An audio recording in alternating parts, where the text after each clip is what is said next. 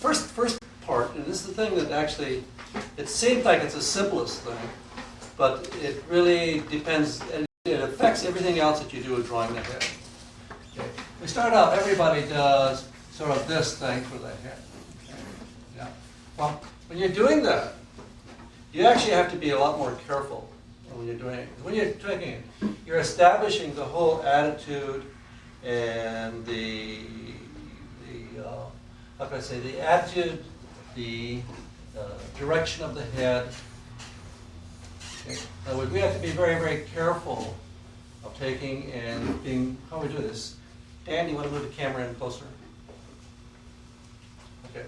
Now, when I first start out, when I'm doing this, instead of just taking and knocking in a line, I'm actually thinking about where the top of the head is, I'm thinking about where the chin is, and then I'm coming in and actually fairly carefully taking and establishing this line here. So regardless of which way the head is going, you're always making a quick assessment of the angle that you're dealing with. Okay. Now the next step is the way the head tilts, one way or the other, forward or back. Okay. Now in doing this, we're really talking about the center of the head. Of course, the eyes are dead center. And we'll go through these proportions a bit more. And now, when you're doing this, we take and use the very basic idea of the ellipse as a way of taking and showing the attitude of the head. So at first I take and I establish where the center is. Then I'm thinking about, okay, how much the head actually takes and turns down or up. So, but this ellipse, again, is one of those things that is usually done pretty sloppy. You can't be sloppy about it. That ellipse has to be at a right angle to that central axis that you're doing of the head. Okay, now starting with that, say, okay, this oval works great if you're looking straight at the front of the head. But in reality, most of the time you're not. You're taking and dealing with the side of the head, you're seeing profiles, seeing all kinds of angles. Well, the minute you start doing that, you start realizing that the head isn't a nice, neat oval. There's a lot more space taking place involved in it. So there's where we start taking, you really need to take and know the whole structure of the skull, the head itself. And so that's really where we begin now.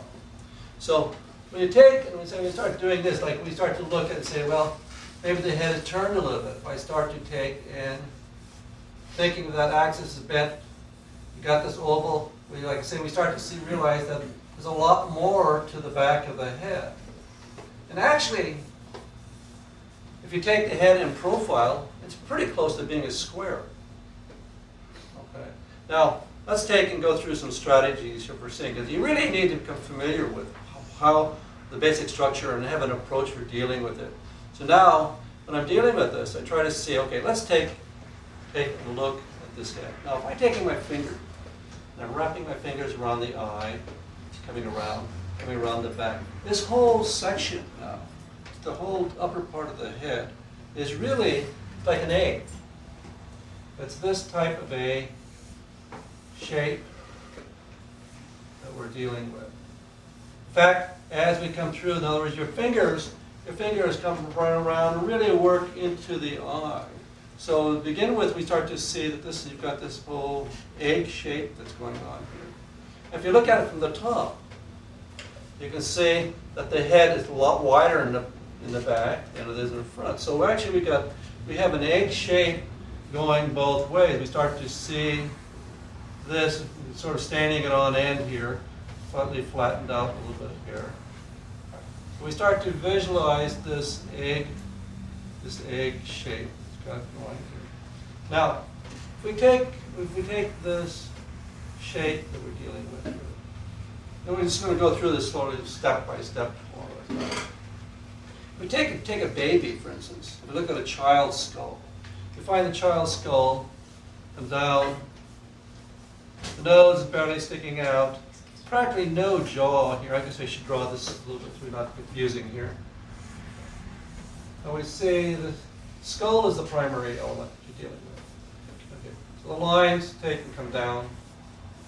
You find that the curve, very strong curve.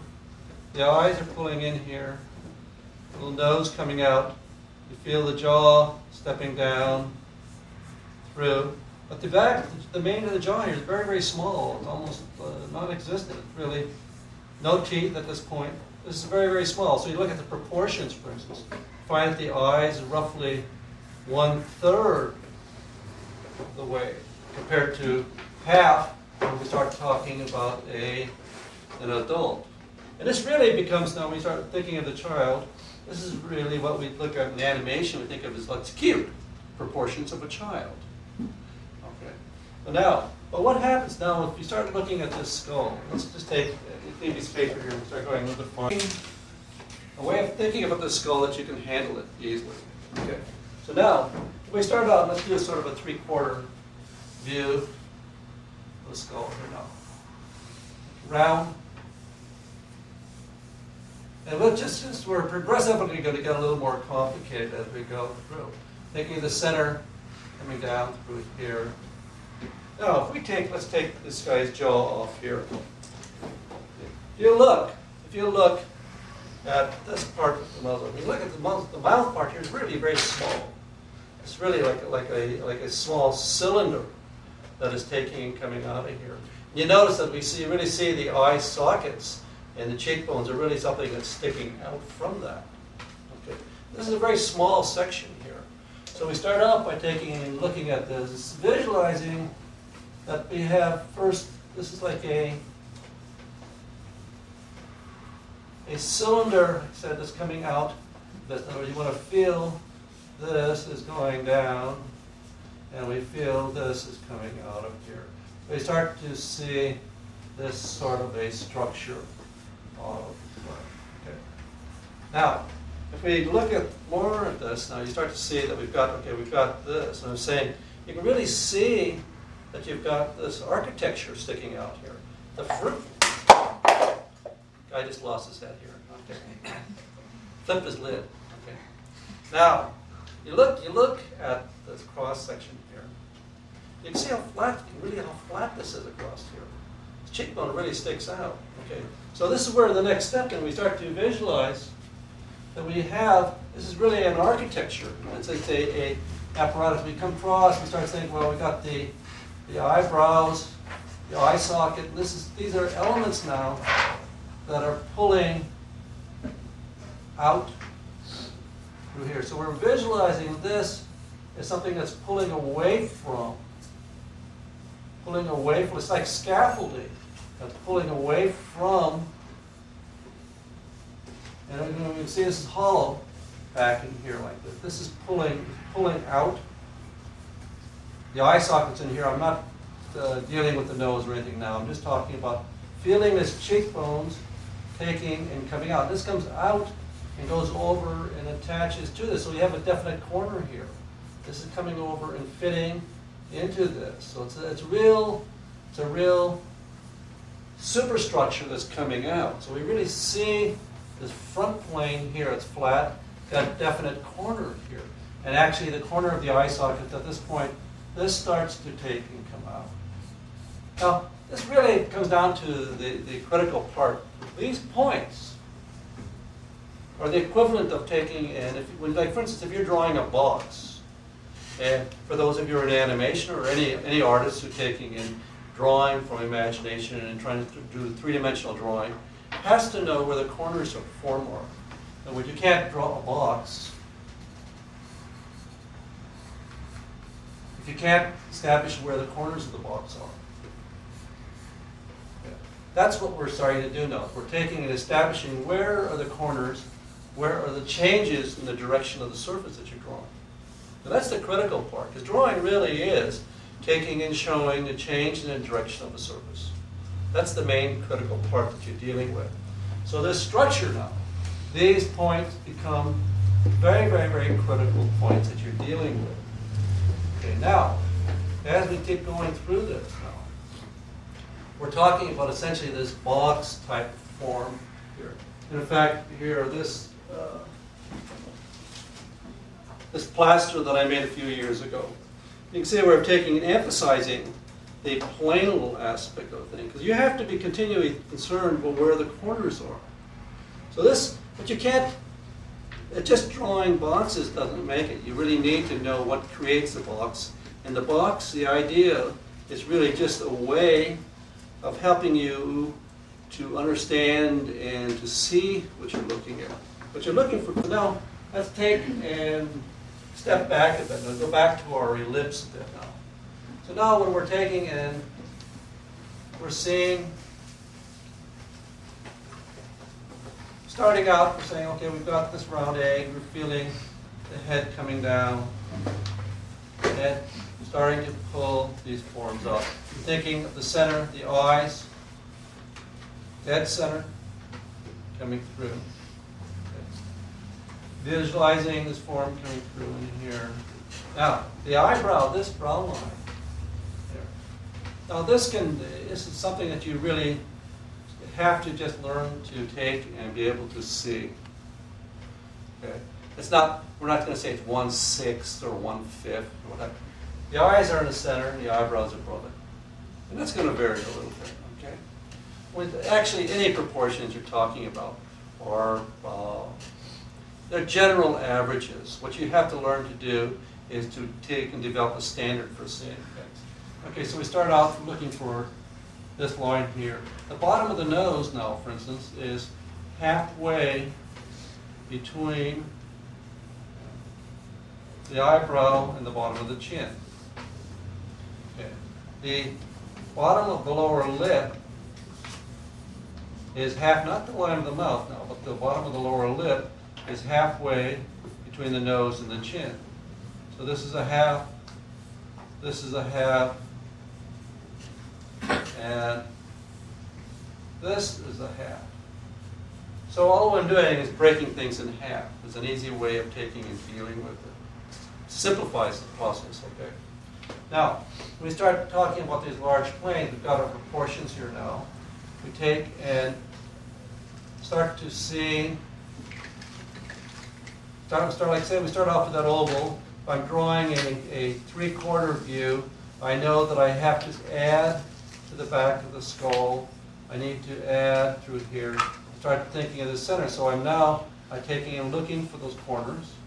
And actually what we do is we take and we start to see a plane now that takes place. So we start to see large major breakups.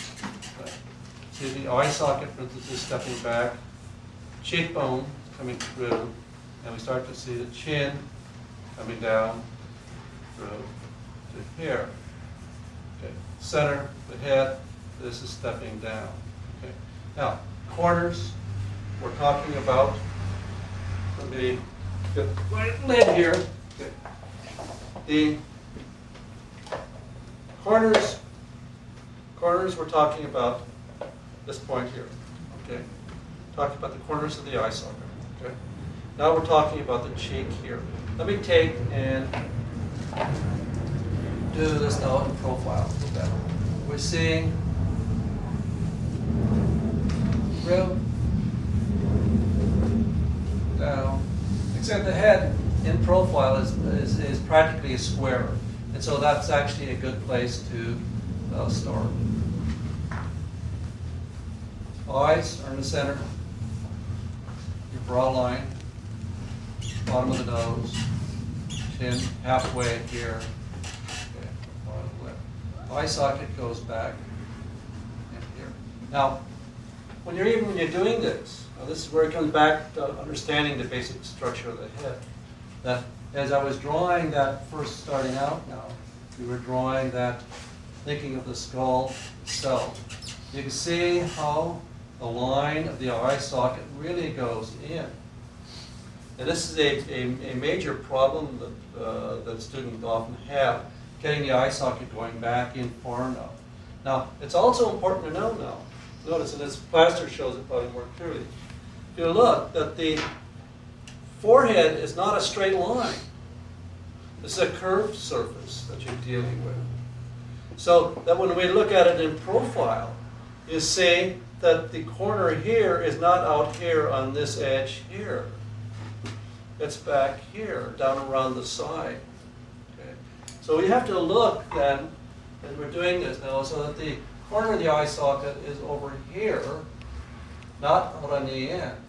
Now, when I was taking and drawing this plane here, okay, so now we can take and start to see, okay, this surface, taking and doing something like this. Now, I'm not drawing a perfect circle. This is a arc here. And that arc actually now encompasses the corner of the eye socket and the corner of the cheekbone. So we're talking these points here and here. The eye socket steps back farther. Okay, dealing with a plane that's going back farther. So we've got these corners that we're taking and working. Now, we start going past this. We've got this rough form going through here, going in, coming out, going back down. Okay. Now, if you look, let's get our jaw back on here. If you look at the head,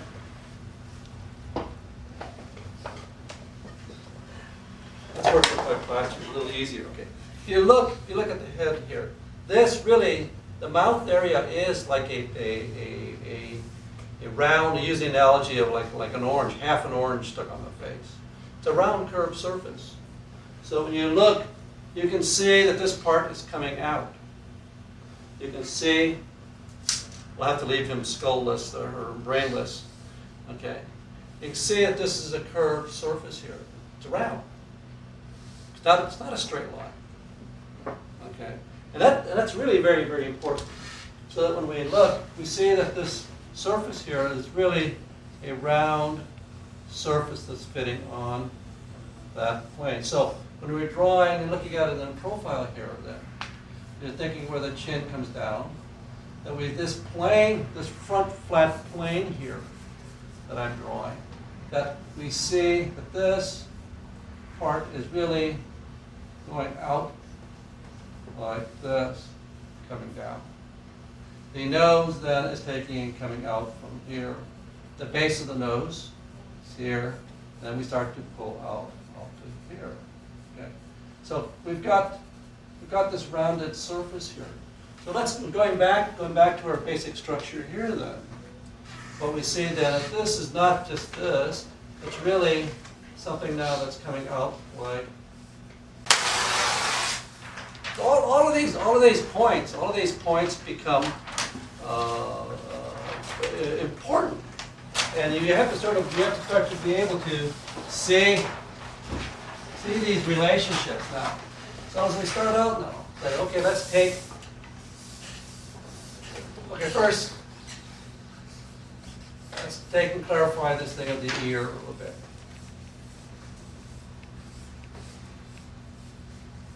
Okay, we've got the shape, the head. Now, essentially you can say that the ear is dead center of the eye. So we're looking at a proportion that we're seeing the eyes coming through, feeling this coming through the eye. Then we could take that to establish the chin.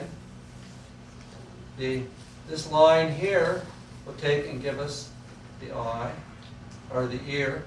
And then the brow line, you start to see coming through. Bottom of the nose, halfway, bottom of the lower lip, mouth. This line is going to take and work through here. We've got the jaw is dropping. The corner of the jaw now will take and line up with the line of the mouth coming through. So you got this line to the corner of your jaw. Okay, so this coming through to here, then we're taking, pulling forward. Got the eye socket pulling back. You're feeling that curve coming through. Okay, the nose is taking and pulling out. And we'll talk about the features separately now. You start to feel this coming through, and the hair coming back. Now, as while I'm at it here, the pit of the neck is roughly the same distance as from, say, below the nose, top of the head, coming through. Okay. corresponds to in front the width of the head. Okay. The neck also is wider at the top than it is at the bottom. And the next session we will be taking and talking about the neck and how that fits in. Okay. Now, so this is halfway. Now, what's important here is we have this alignment between the nose and the ear. Okay. Is that this becomes a way of helping you to see actually how the head is orientated. We started out by taking and talking about saying, okay, you look at the head at the top, and through the bottom, volume, okay, and find the eyes, okay. Now, the hard part is really to take and establish which way do you draw the ellipse, which way the head is tilted. That becomes really the difficult thing at times to get. And so what you do, and the simple way of doing it, is you use the relationship that we have of the ears to the eyebrow and the nose. The bottom of the ear to the bottom of the nose. Okay. Now, the simplest way to begin with, if you take this corner that we've been talking so much about now, this is where all these points are so critical. If we take a corner of the eye socket here, okay, when a person is looking straight at you,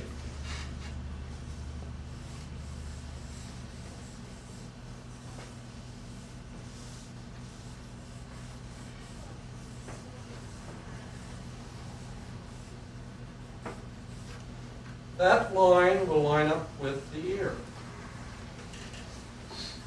Okay. That corner, this, the ear. Okay. The minute you tilt the head at all, now if you look at me, okay, I'm fairly straight, this is going to line up. Now if I move my head down, obviously the ears become higher than my corners of my eye.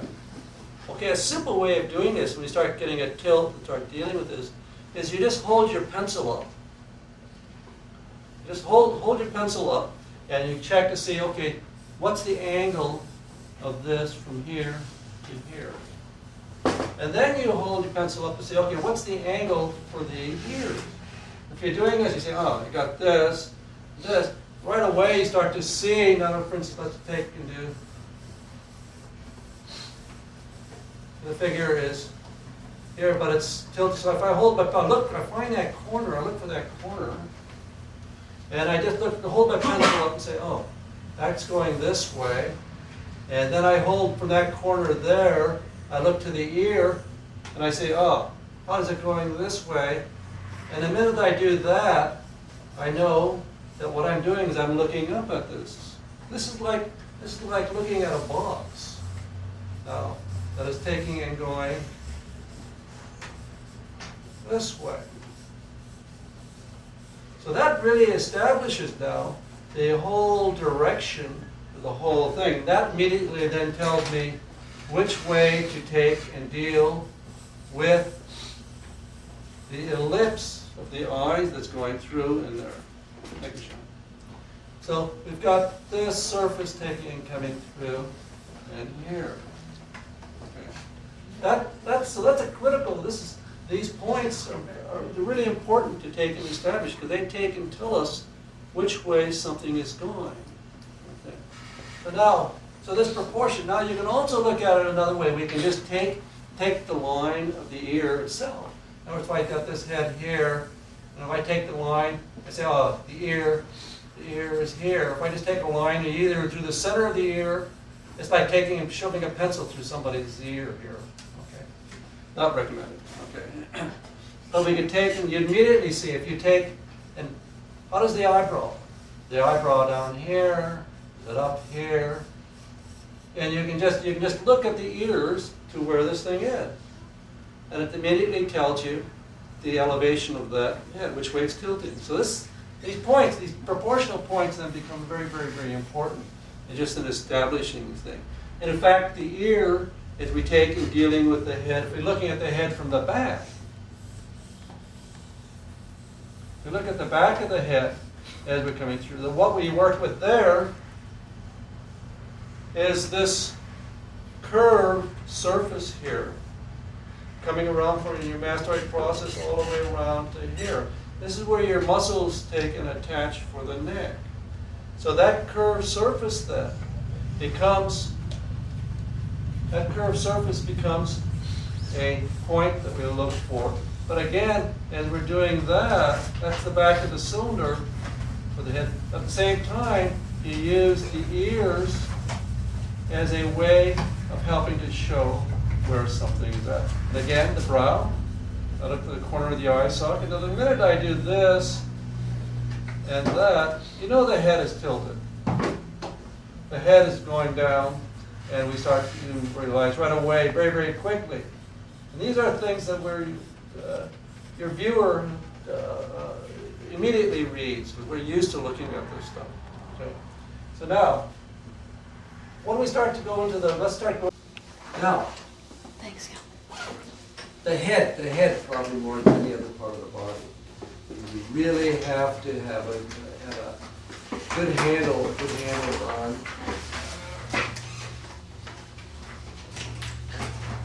on the bony structure. This is where we begin. Now, I used to take and talk about the skull sort of like being an egg.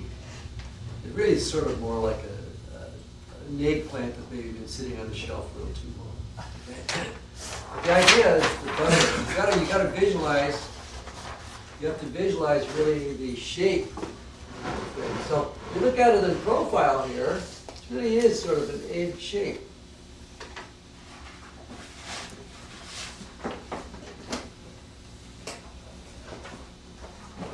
And ignoring the frontal part here to start with, but this is the basic shape.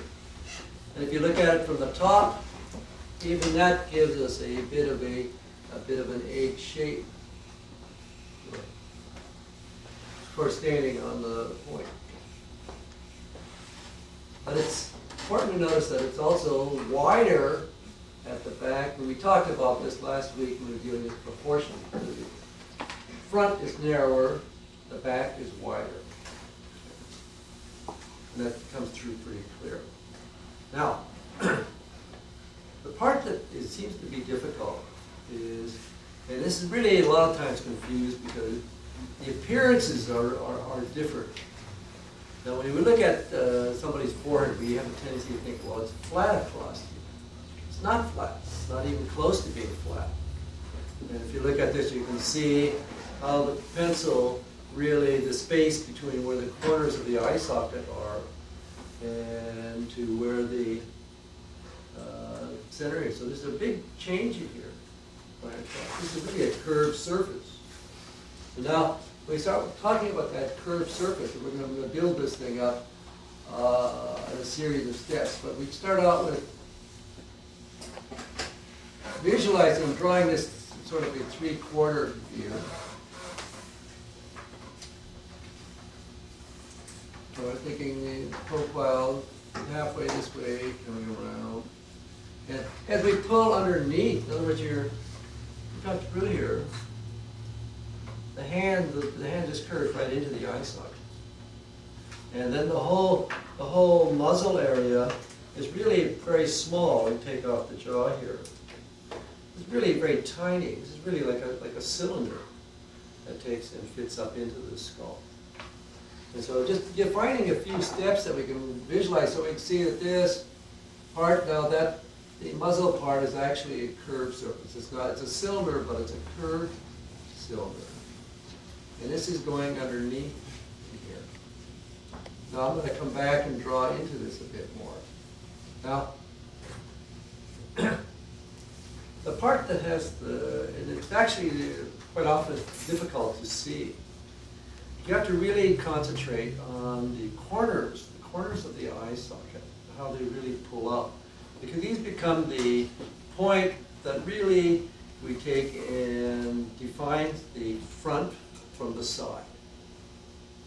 Okay, so this line, the corner of the eye socket, the cheekbone, and when we pull down into the masculine muscle down to the jaw.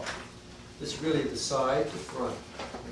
Now, when we're drawing this then, we have to start with the idea that this is a curved surface. A curved surface. And the corner of the eye sockets are taking and they're pulling out. They actually are pulling out from this surface. So this surface, as it goes pulled down through here, we feel the pull. I'm drawing 3/4 here, so you can see it's just coming out from the other side. These are almost like wings taking and pulling out. This way, coming out. And it's actually at an angle, it's not straight across, coming up. So we can feel this is a surface pushing down on the other side over here. This is coming through. We have a line created in here. That is where your masseter muscle, that's part of what's creating this line here that we see in the plane coming through. So we have a pull. These muscles, this stuff placed here pulls in. This is where your temporal muscles are taking, coming down and attaching to the jaw, going in behind your zygomatic arch here. So, but this is pulling out. So I'm going to really emphasize that this is a curved surface here, and we're pulling out. Now, this corner right here, and we're taking and drawing this corner coming down. Now, a lot of times when you're pulling this down through here, it's actually on the skeleton here, you come up and try to put your finger on it. Well, it's not that clear. It's not that obvious. But when you look at a person, it's very obvious. You know, I can take and start to turn this in such a way that we get it. You can see there's a light hitting this side here. And you can feel the corner, so you can, this corner becomes really clean. It's very definite point now. And so working with the light, and then we use this curved area, we can feel this coming down now, coming through. So at this point now, we're pulling over here, coming through. This now pulls around and goes back. So this is all hollow behind here. And your cheekbone then, your zygomatic arch, is pulling back to the halfway point. So this is your halfway point. So as you're coming back, going around, you feel this is the halfway point. Notice this is a diagonal too. It's not a straight line. This is a diagonal line coming up. And that's what often we see, the shape that we see taking and coming through. We feel this line. So as they're coming down and starting to see this. Now, here again, it's not quite so obvious. But we actually have a very clear-cut corner. On the top, this is very curved.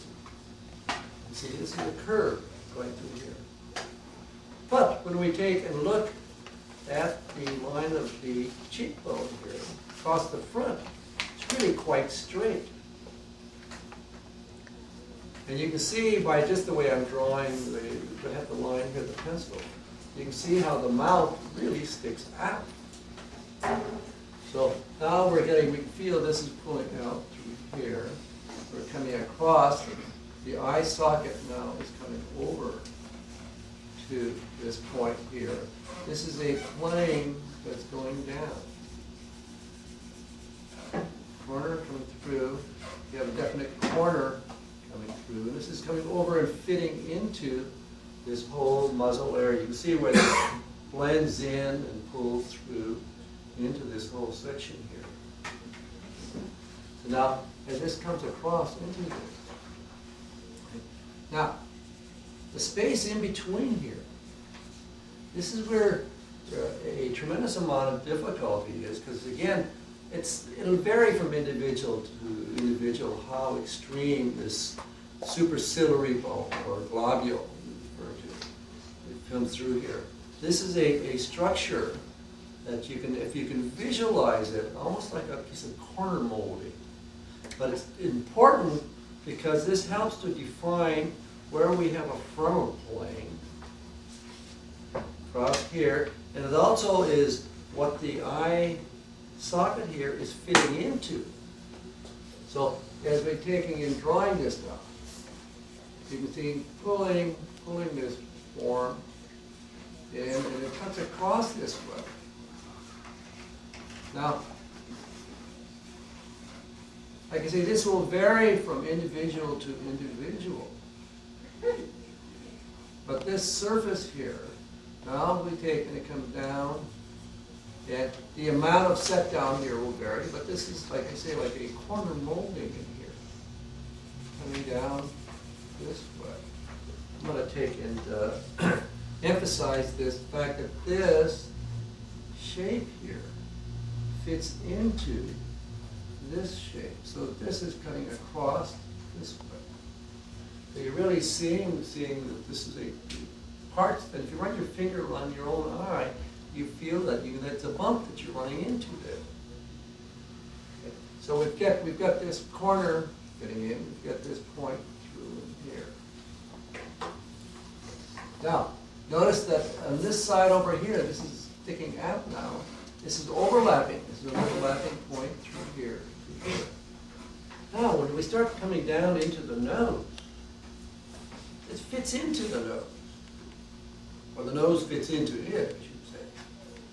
Okay, and that this area in here really causes a lot of difficulties in the drawing, because there's a couple of planes that aren't quite so obvious, but we see them, and it confuses where the actual nose is taking and attaching. So as we come through in here, okay, the nose now is coming out from here. This pulls out. And now at this point, the base of the nose is along this plane that's going back through here. In other words, if I take and simplify this right here, what we see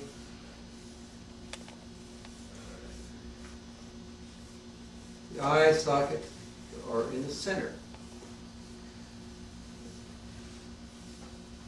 The brow this is a curved surface, it's not straight across. And we have this corner here, so we're creating this plane on the side. This is going back in. So there's this plane here, going back in. Now, at this point right here, then, and at this point here, there's actually then there's a plane here. Now that'll vary, the exact shape will vary, of course, with an individual. But we actually, what you're dealing with are these surfaces that turn. And so we have this thing right through here. Now, cheekbone is coming out. So we've got this cut coming through here. And this line carries all the way down into where the jaw would be. So I'm creating this whole plane going through there now. So the nose now has to come all the way down to the bottom of this. And I've made this rather extreme here now, pretty high. The nose has to come down to this base here, and then it's taking and coming out. Okay. So we're talking about this area in here. So there's this is like I say, like a corner molding. This is coming across and going this way. It's going down in, nose comes out. This is coming across, this is pulling out. But right here,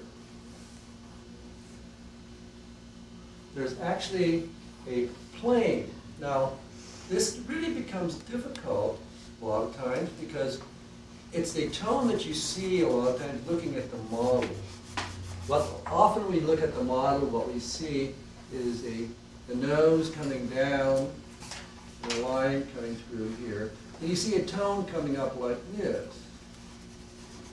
And then we see a light area, because this plane is coming out this way.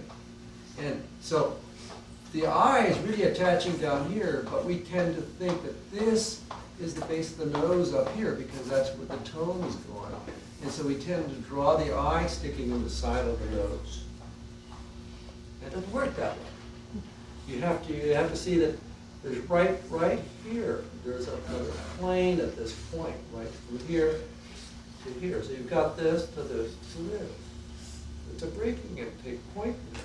So this is something you have to really be conscious of.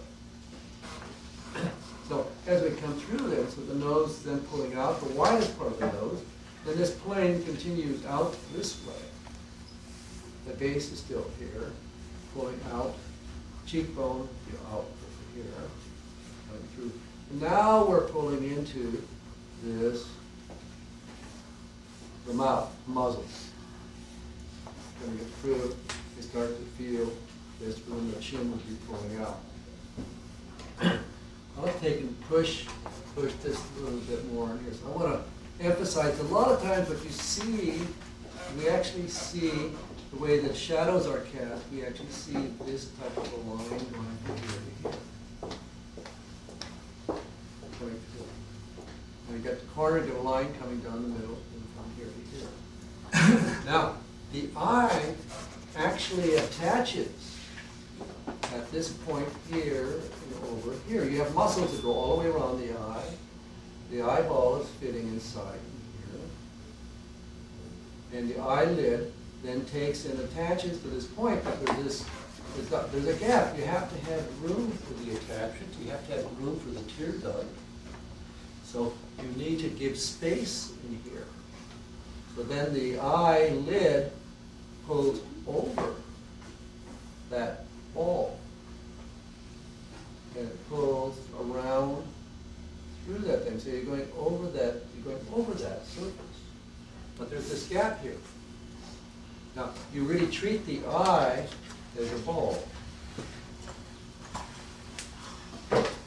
And you use the eyelid. You think of the pupil.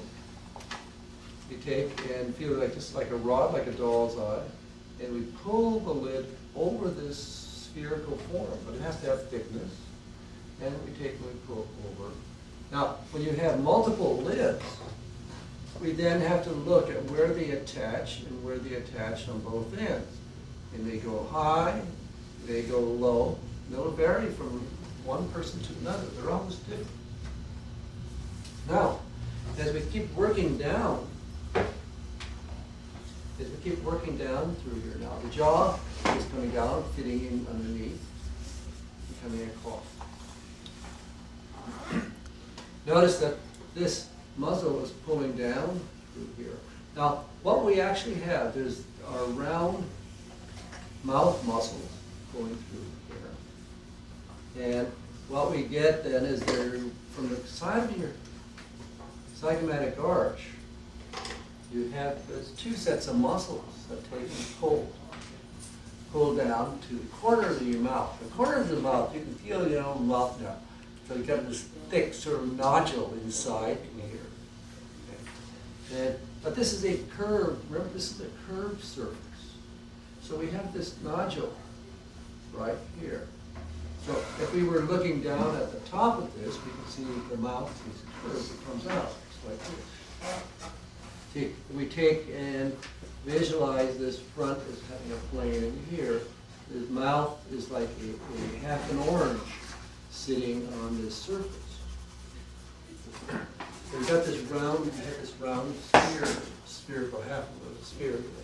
So we've got this thing coming around. Now, you have the muscles that are pulling from the side here, but they're going in like this. They're coming in. They pull from the side of the cheek. They don't pull from the front. They're pulling from the side. Okay.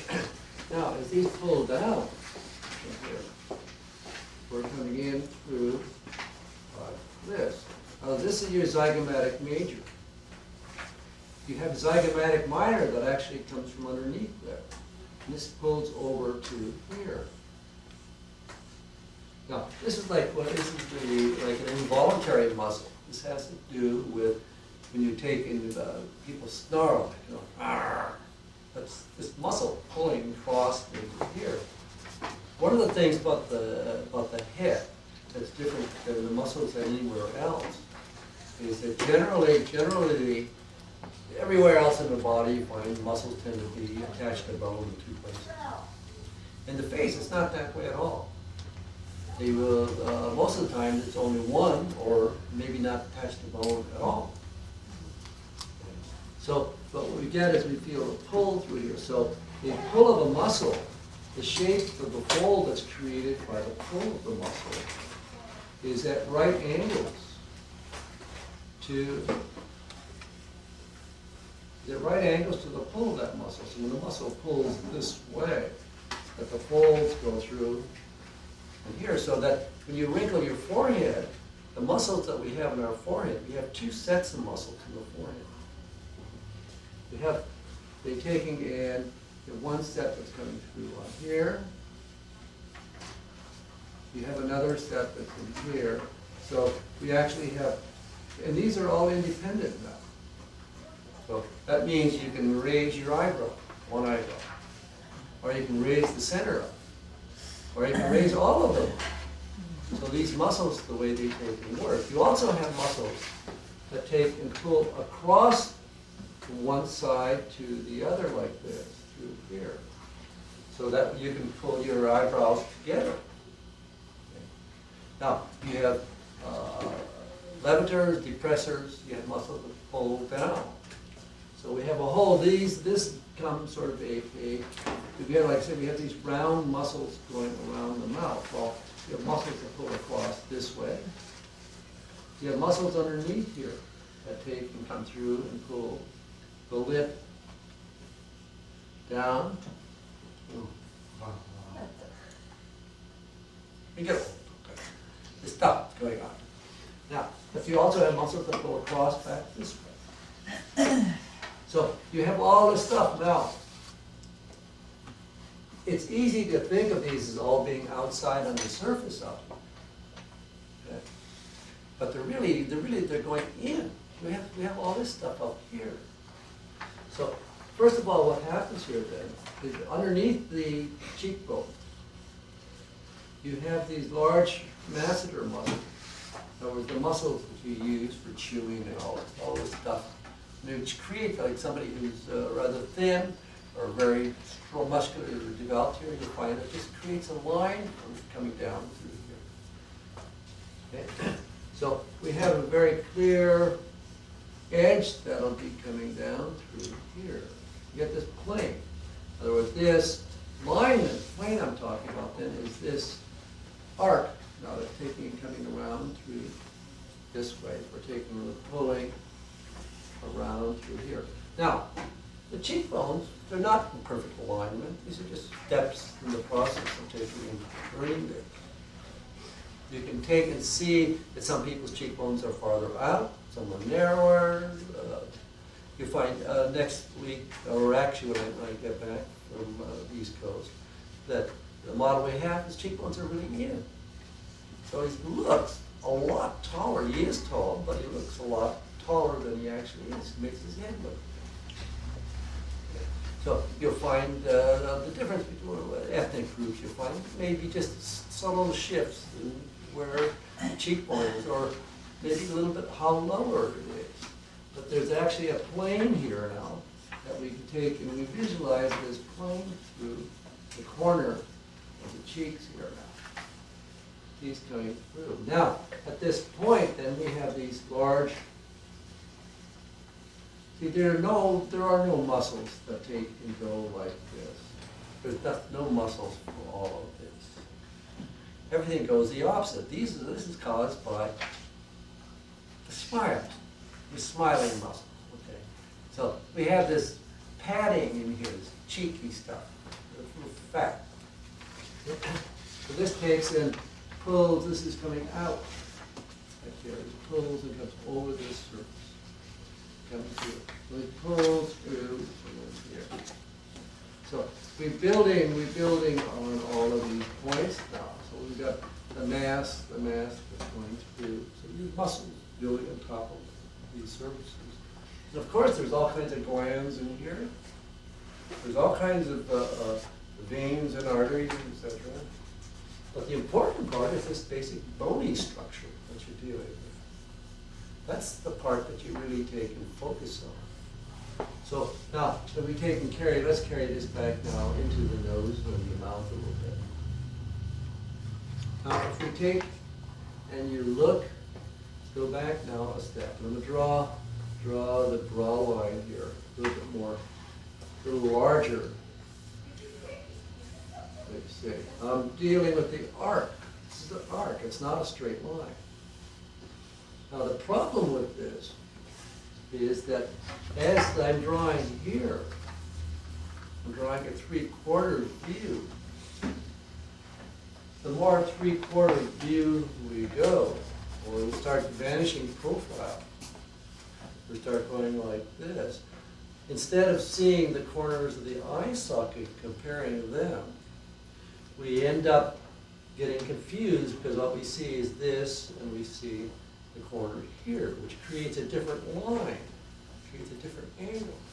So we start to see this line instead of this line. You always have to be conscious that you're actually focusing on the corner of the eye socket, and that this up here is different than that. Now, as we pull through, another part that is important here when you're looking at that as we see that superciliary bone coming through, let's see, plane coming through from this way. We feel the corner of the eye socket coming down, getting into it. From down, pushing down. Feel this is coming out through here. This is kicking, going down, getting in, coming out, going over, getting into, where the nose is taking, coming out. But this surface here is facing down. Not perfectly down, but down. And this is the surface where your eyebrows start, down here. So this is a down-facing, this is a down-facing surface. So the surface is on the underside that your eyebrow starts on. Then the eyebrow takes and pulls up, and actually is on your forehead. And the light that you see here, this is where I've got my finger where the light is where the bone is. So the eyebrow is going up like this. The eyebrow goes up like that, up here. All of this in here is the bone, and then we have layers of fat and stuff that come through this surface through here. Now, when we carry this whole thing down now, keep going with the nose. We've got this plane, we've got these couple levels here. Now we've got this turning here, and we'll be attaching here. Now, as the nose comes out,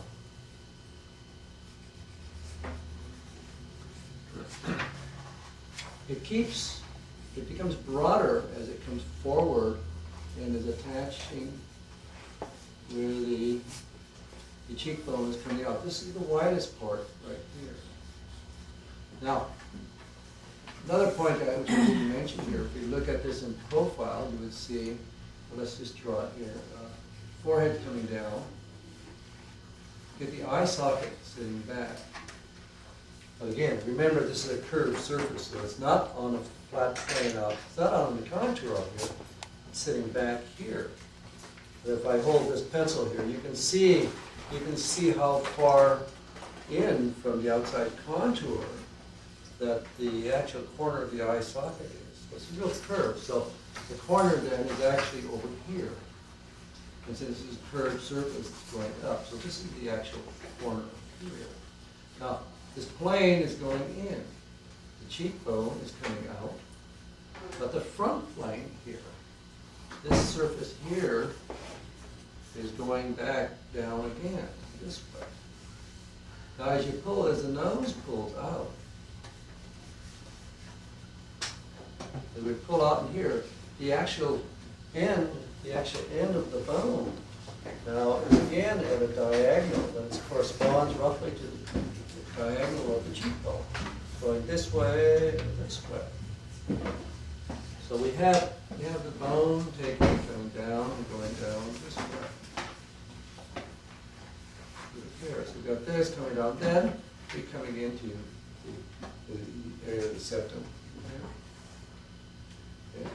Now, as we come down through here, we've got these diagonals now. We've got this coming through, this going down, this coming up. You have this plane pulling around, this pulling through, going down. Now, this fits into the curvature of this whole muzzle as we're going around. Cheekbone is out, through, and out here and going down and around. Now, the nose has on the side filling in between where you get the end of the nose up here, you have a cartilage plates that fill in a triangle. They're actually literally very much triangle shape. So in other words, this plate takes and fits in here like this. That's not the end of the nose. This is the area just behind the nose. And the top of the nose is generally fairly flat. And this plate takes and comes forward, and then it's filling in this triangle here. So we're coming out, we would feel this pulling out in here, and then we would take and through, fitting into the curvature of the mouth, which is going like this. So you can feel this fitting in, going through, coming out. Now, so you're doing this, then the end of the nose, what we have is there's actually, and I'll add these on top here. Here we've got the corner going through. Now, as you, in drawing this larger here, here's the ends of the plate, going down both sides of the nose now. You have these forms that are here. In other words, the end of the nose. It's cartilage, not cartilage, but and the shape, of course, varies tremendously with individual to individual. But they go down the side of the nose, and they actually have a side to them, and it goes through, and we find that there's even as it comes down as sort of a shape going back in this way. Then we have, as these take and come forward. Now again, they vary tremendously from, they can be large bulbous times, or they can be pointed. We've got this taking and pulling down. Then we have the, what's referred to as the cut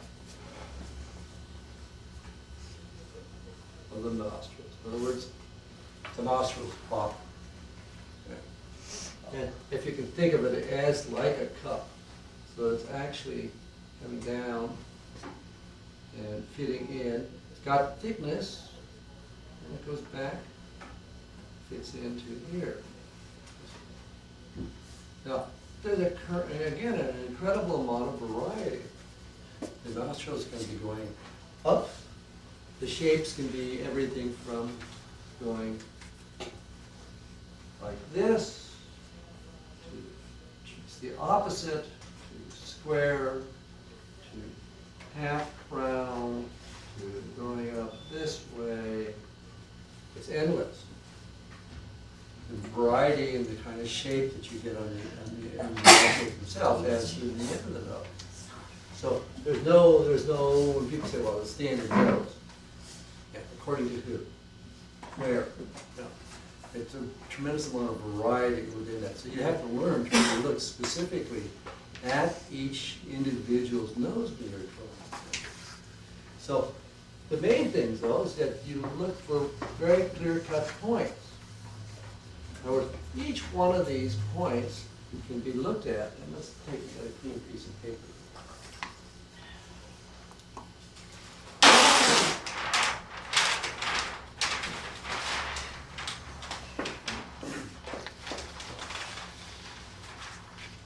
Well, as you can see up on the wall here, I've taken and these are basic diagrams. What I'm diagramming up here, and you should look at these things during the day because the same lecture and all the handouts that you've got. Okay, that.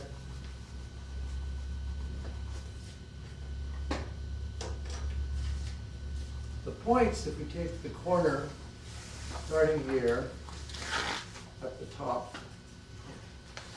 the center here, if you can visualize all of these points as being like hinges coming down through the end of the bone into the cartilage, and then the end going up to the nose, and then going down. Even the angle here is a tremendous amount of variety to the whole process. So that if we could move this up this way, we can move this down here, we can move that up, we can move this down, and we can do this. These would be like the equivalent of points in a computer. You can take them, juggle around, and move them to take into different kind of shapes, but these are where all of the configuration changes take. Some of your lengths in here are not going to vary, just what the angles are primarily. It's like people say, well, somebody's got a long nose or a short nose. No, they're really not any different. Everybody's nose is essentially halfway from the brow to the chin. It's the angle that the nose comes out from. In other words, we take and look here. Let us take sort of I'll start with a sort of we go through the whole thing in gradation. Change from, say, a baby. Okay, a baby's nose really sticks out. They don't really have any teeth, so they have practically no jaw. So this is all like this, and so we go through. The eyes on a baby are roughly in the third. So the head is up here. Now, as you keep growing, your nose keeps going longer. Your chin keeps coming out, as do your ears. Your ears keep getting longer. Okay, so now, as we grow here, this nose is going from this. And actually, if you think of the logic there, that the nursing baby has to breathe, it's a snorkel. It has to work that way.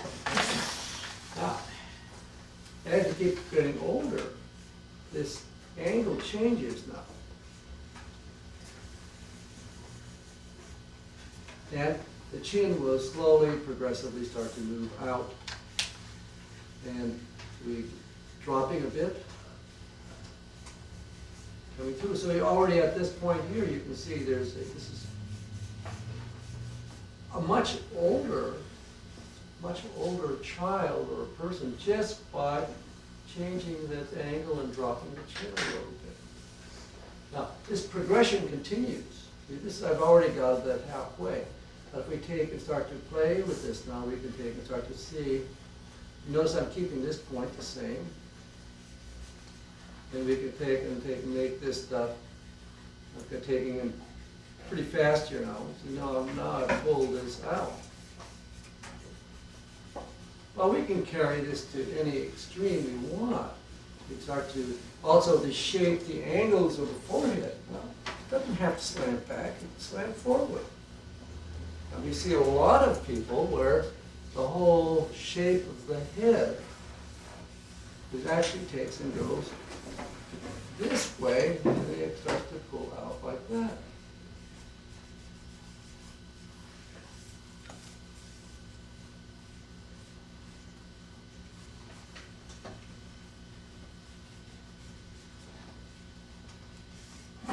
When you start thinking of this shape like this, the one that always jumps to my mind is Benito Mussolini.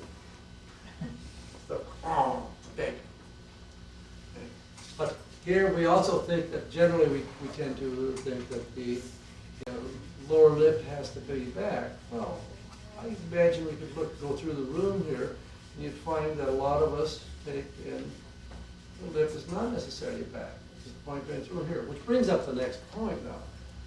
We look at the curvature of the mouth. You're looking at profile, we're taking and talking about this curve in here. Well, as we take from the nose then, stepping down, and of course the nostrils don't have to go up, they can go sideways and go down. But what we have is a center line coming out, septum, the lips going over this spherical form. It's going around the corner, going in, pull through. This point, this is going down. The chin then is coming out. Now, the configuration of this, now there'll be planes coming down through here. That this, where we come to, where the corner is here, it could be very low or it can be very, very high.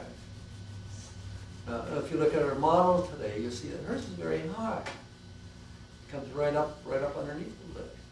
Well, you start to look around at the room, you'll see that you get the whole line of different variations of it. Some of it's halfway down, some of it's straight, some of it's curved. In other words, where we make this break in here, it could be way up here, it could be way down here. And as you draw, we try to feel the way these forms pull up and around that surface. We have in the corner of the mouth what we call the pillars of the mouth. That's that nodule I was talking about. This is where the muscles are taking and pulling, coming into this point in here. So you have a line. So we have this, the lips, of course, vary dramatically. The lips can be everything. We take some variations here. We can think, okay, the center, well, first we take a very low lip. And we do this. Sort of like me, non-lip. Okay. Sort of straight, come across. Okay. Now, of course, then the varieties from that take, and we find that the biggest differences, we're lifting this up a bit. It's the kind of curve that we take from here. Does it go this way, or does it go this way? You probably go around the room and find it's about evenly broken down between those two variations. The lip doesn't have to come all the way out to the end. You can find that this will take and come through, and maybe, like you look at little children, you find that you get this incredible, this little Cupid doll. Well, that's where the children comes from. But the mouth may be over here, but we get this, and the lower lip may be something like this. Which brings up the next thing, is that the lower lip can be full all the way out, or it can be rather short and square, or it can be something like this. And scads in between. Again, there's no one thing. It's a simple way of thinking about the whole lip area is to think of a bird sitting on a nest. And I think I picked this up out of the textbook, I'm not sure. But you think if you have the bird, the center mouth, and we call the wings of the mouth. In other words, the lip going out, center, sitting on a nest. And so we actually have these surfaces that take and going through. But you always have to be drawing these and conscious of the fact that you're dealing with forms that are in space. You're going in space so that you actually see the lip then as it comes, whichever configuration it is, fits into the center section. So we have this, and that'll be exaggerated on some or barely perceivable on others. Coming through. So you've got all these variations taking place in this. But the main thing that we go for, you're always drawing the skull. When I was a teenager, everybody's parents want their kids to become doctors. Okay.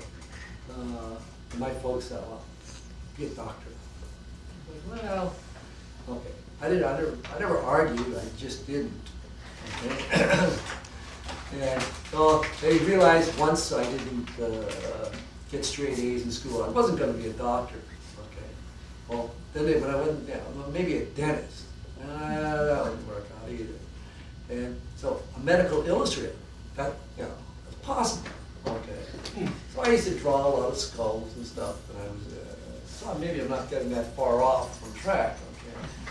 But I used to take, as a teenager, draw skulls, and then slightly change the bones, and then put the muscle and stuff on top of it to see how it would change the character, like an anthropologist. I did it as a sort of just a game, it was fun. Of course, I learned a lot in doing that, but this is really what you deal with. Deal with the skull first. That gives you the structure, it's the box, it's the thing that we build everything on. And that's really where you have to start. So when you're taking and blocking in the head, you're always looking for these landmarks then. You're always looking for these points. So we go back now, we take in a process. You're going through a series, you go through a series of steps in doing the drawing.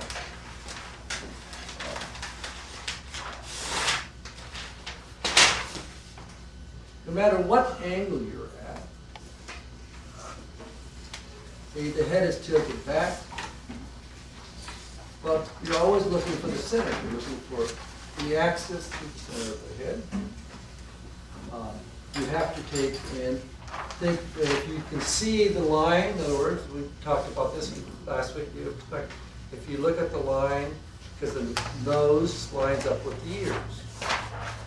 If you can see the line across the ears, you can then judge if the nose is above that line or below it to tell which way the head is tilted. The same thing goes with the corners of the brow to the top of the ear. You can see which way this angle changes direction. In other words, when you're perfectly straight,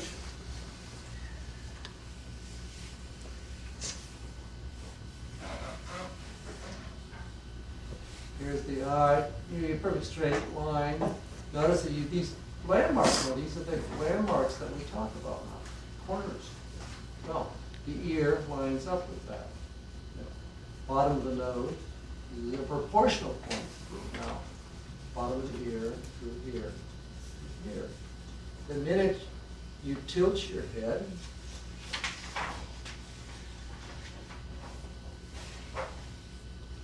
you think of the eye still to the center, but now if you can look, when you're looking at the head, you see that the angle, the line from here to here, these are two separate lines, but the minute the head is, say, tilted back, going back, in other words, the ellipse would be going this way. You can see that this angle now, from here to here, is not in line anymore. Now we have two different angles. But this becomes then the corner of the point. So you're always looking at these bone now. You're looking for bone that tells us which way it's going. You're looking for the corners that point through here. You're always dealing with actual anatomical points that you're working with. So you have to look at these elements. It's like talking about the superciliary bone in the middle. Well, you have to really understand that, because that's where the eyebrows are fitting up, and the angles that are going through in here. All of these points are where you look at, always looking at where the bone is. So you come through and you're going to see, well, this is going down. The cheekbone is coming out. Well, it may not line up exactly with this line that's going through, but it gives you a starting point. It's either in or out. You remember that the drawing is not the real thing. This is just a black piece of paper. It's all an illusion that we're working with. And so each one of these steps are carrying that the illusion a little bit closer to reality. So you're always adjusting and changing. But then all of the elements at the same time are points of expression. You can make things more extreme. You can make things. So these are all points that you can take and deal with. But you focus on these. And the difficulty that most people have is that you get preoccupied with drawing the features. You have to have a head first. And I related this story many times. One of my teachers, I remember, going around the head drawing class. Well, goes around to a student and says, "Oh, that's a beautiful drawing of a face. Too bad this is a head drawing class." Well, you've got to have a thing. We tend to, a lot of times the drawings look like just lines drawn on a flat balloon, on the surface of a balloon, rather than actually having the structural elements in it. So you're really looking for all of the corners. You learn to see all of the planes. All of these planes that we're looking at, no, we haven't really talked about the planes very much. In the handout, you've got all of these stuff broken down pretty clearly. But in some schools of painting, each brush stroke is a separate color and a separate plane. Okay. Anyway, that's enough for